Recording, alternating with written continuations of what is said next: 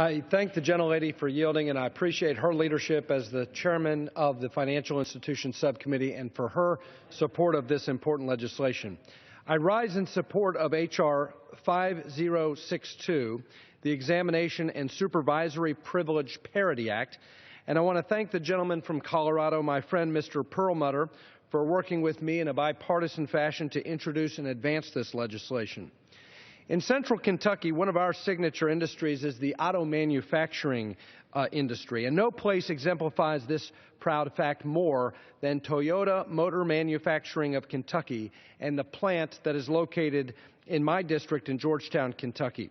With over 7,300 Toyota team members and their families dependent on these high-quality jobs in that facility, I'm committed to doing everything I can to support these Kentucky workers.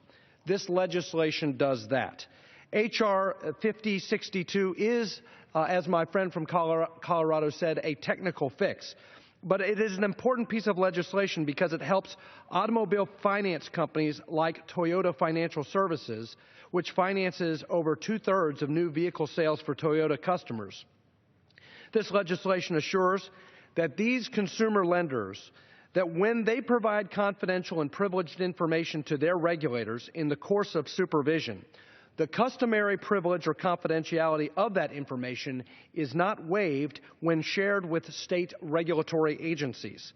This is necessary because the fragmented structure of current law leaves privileged and confidential status of this information in question, and that poses a significant risk to auto finance companies. Consumer access to finance is vital for new car sales and a healthy car market. And a healthy car market is good for the 7,300 automobile manufacturing workers in central Kentucky and all around America.